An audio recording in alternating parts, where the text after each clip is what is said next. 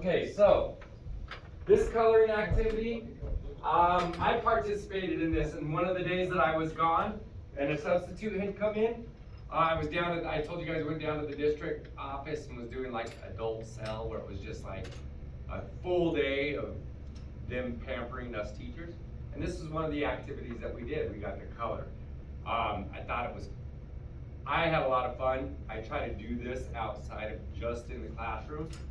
So anyway, all we're doing today is giving you a chance to just kind of focus and come in after lunch, get ready for learning by coloring. So I'm just gonna hit the timer for 5 minutes. You'll have 5 minutes to color. Try to just keep your focus on coloring and try to keep the noise level down, and we're good to go. Then we'll move on to the next part of our lesson. All right. Got a little bit of that book that we looked at yesterday. I got a story in there, and then one more activity I want to do. Here we go. 5 minutes.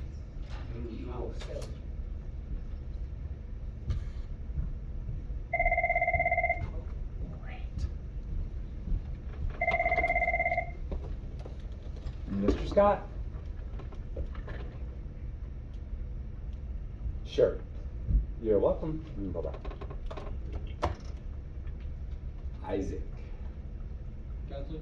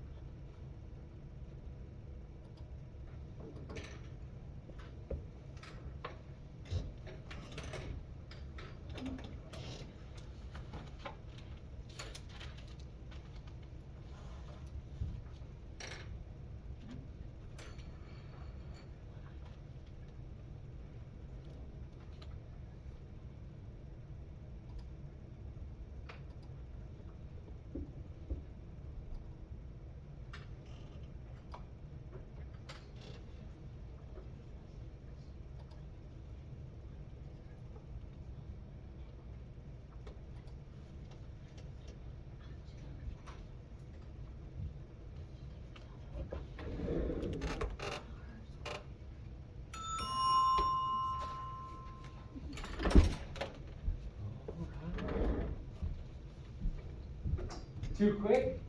Yes. Just disappears like that, huh? I'm not gonna pick up the coloring from you yet. But what do you guys think about this little exercise? Does it help you focus a little bit? Kind of bring you into the day and get calm down just a touch, or? No, it's too quiet. Too quiet? And she's like, no, ready to pump it up. All right, well, you guys can continue to keep your colors. I won't pick up the pencils or anything until after class. Thank you for participating.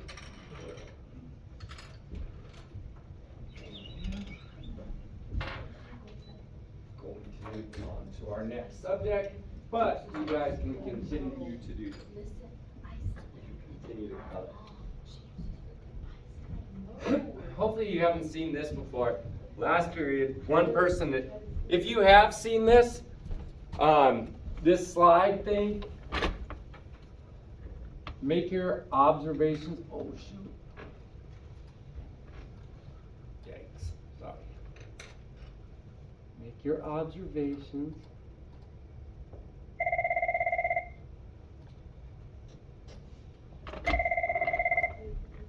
Mr. Scott. Hey, Janelle. Uh-huh. You show it me? No, you're totally fine. I'll send them over. You're welcome. Bye. Franklin, Miss Bernal wants to give you a paper.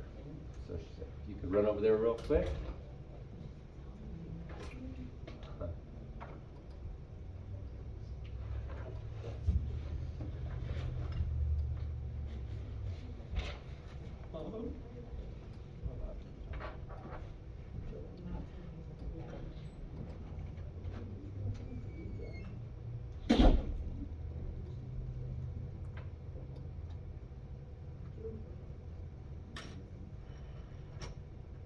Okay.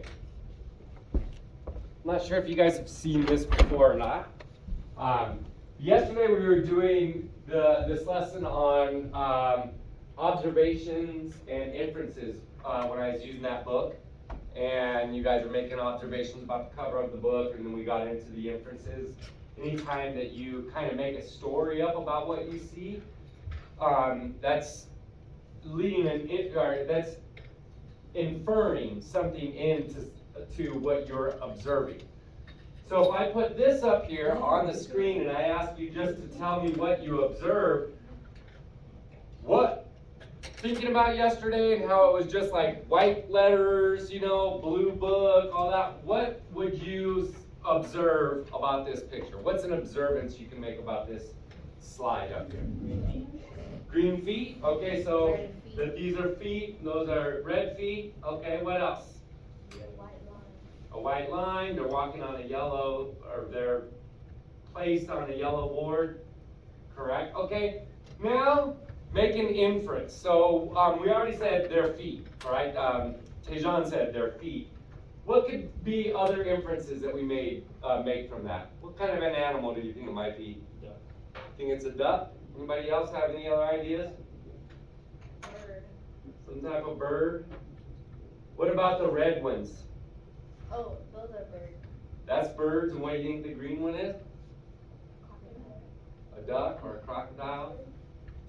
Hey. So they're, a dinosaur, someone said. Good, cool. All right, and so when you look just at this part of this slide, let's infer more. What do you think these two animals are doing? Walking? Just walking towards each other? Walking with each other. All right. I'm going to introduce the next part of the slide, then let's see what's taking place.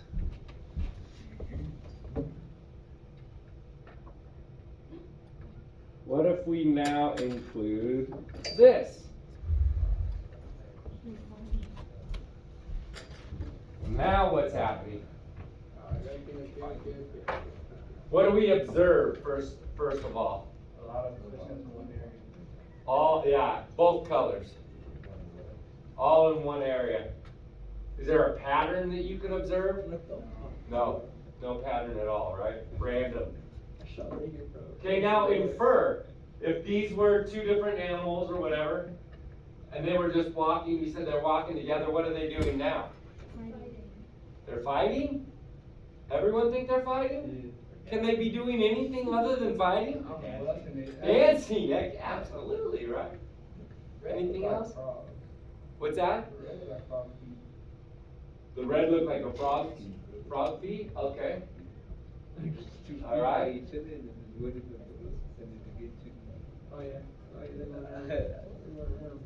Going around and around, huh? All right, now what happens when we introduce the last part of the slide? Now what do we infer? Or what do you observe? Just one set of footprints? Green? Now what can we infer from this? That whatever it ate. The green set of footprints ate the red set of footprints? Okay, so when this was first presented to me, it was hand drawn, so I didn't really know what the footprints were. I couldn't tell that they were animal prints. I just saw large prints and smaller prints. The whole thing was presented in the exact same way. I just did not realize that they were animal prints. So when I saw a large set of prints heading towards a smaller set of prints, the first thing that popped into my head was that there was a grown-up going to get his child that was walking away, and they were kind of walking towards each other. And then the grown-up and the child found each other, and they were playing, and they were happy. And then the grown-up put the child on his shoulder and walked away. That was my first inference. That was the first thing that I thought of. And the person that presented it to me was like, oh my gosh, that's the first time I've ever heard that inference. But that's because it's all about perspective, right? Now, had I seen that they were animal prints, I'm sure I wouldn't have come up with that same inference. But we all infer things a little bit different. Most of you guys infer the same thing. Two animals eating each other, one walks away. But we did have one say that they were dancing, right? What other things could be inferred? Someone said the green one was a duck, and then the red feet could be a bird, a smaller bird or something. So, Like a frog. okay, or a frog. What if it was two birds? One was a duck and the other one was a smaller bird. What could have happened in the third scene? He flew away. Flew away. All kinds of different inferences, right? So that's just another way that observations and inferences can take place, and we utilize them in literature all the time. So I was going to introduce this enemies and friends from our new book, but I think I'm going to do that tomorrow. So I done next up we got there you go. I wasn't expecting to get this far.